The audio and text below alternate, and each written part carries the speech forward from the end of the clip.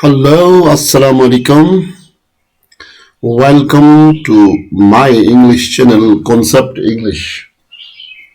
Dear students, as you know that we are here on this channel and we talk about different concepts in English, whether it's short stories, it's poetry, it's writing skills, it's play, or today we are having a very important concept that we are taking from English, and it is English grammar. And in English grammar, I have selected one of the wonderful topics, and which is subject verb concord. In other words, you know it as subject verb agreement, right? So, what I understand is that this concept, this rule,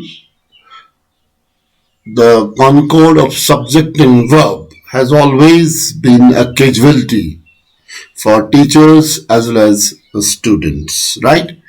So today I hope that this will help all the teachers of English and at the same time the students of class 12th, 11th, 9th, 10th, 8th, everywhere, right? So dear students, what is subject? Subject is a noun or pronoun that tells us what the sentence talks about, right? So verb. Verbs are the words in a sentence that indicate an action, a state of being, or position. Most of the students mostly think that verbs or action words. It's not that. Sometimes verbs show a state of being or a position also, right? Now, the subject and verb in a sentence should agree or match. Otherwise, the sentence will not sound right. We'll try to see what does it mean to match or to agree with subject. The verb and subject must agree in number. Now this is another very important point. That means if subject is singular, verb must be singular. If subject is plural, verb must be plural. That is what it indicates, right? So in other words, this means that if the subject is singular, the verb should be singular, and if the subject is plural, the verb should also be plural. Right? That is the simple principle behind subject-verb agreement. For example, see here, these are B-form verbs. Let us try to understand their conjugation with subjects. With I, am is used, right? For singular, plural, for everything. Okay, it doesn't believe in singular and plural. You always takes, whether it is singular or plural, it takes or with it in agreement, right? And when it is he, she, it, they always take singular verb as is, right? So when it is plural subject we, it takes plural verb or.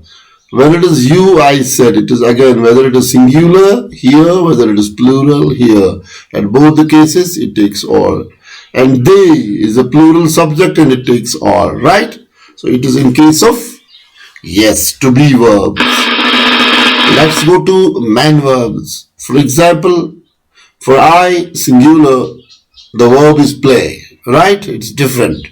For you, it always agrees with plural play, right?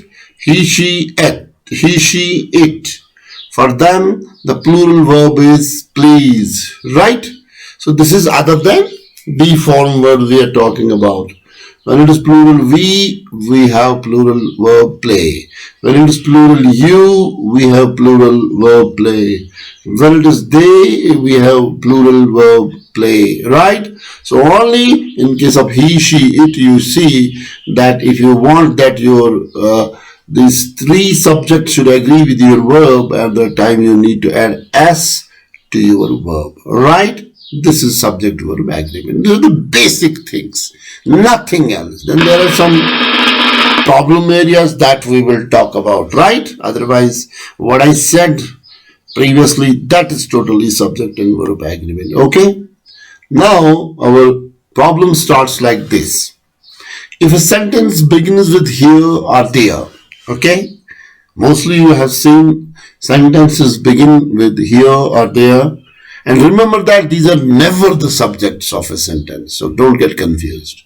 The verb agrees with the subject, right? Which follows it. So in this case, when a sentence begins with here and there, so verb agrees with the subject which follows the verb. For example, here are the ways on how to preserve meat. Now see here, the sentence begins here. Then we have the verb or, right?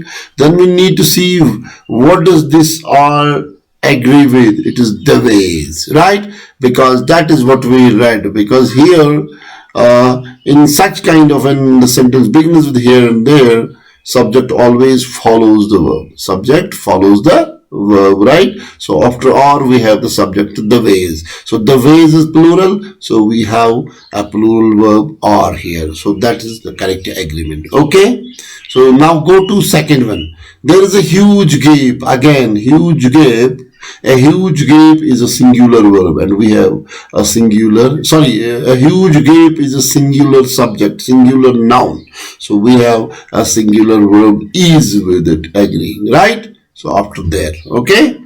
So this is where you need to focus on. You should not get confused that there I should use a verb with here or there. No, these are not the subjects, okay? In these sentences. When a compound subject, right, when two subjects contain both a singular and a plural noun, sometimes this happens, okay? Or pronoun joined by either or neither nor, either or neither nor, either or neither nor, both are correct. The verb, you can pronounce them both ways.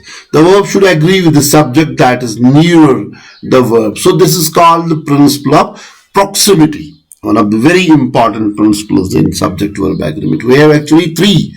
There is notional agreement, there is principle of proximity or principle of notion, and there is the third one, that is principle of grammatical concord, where you have clearly inflections are there.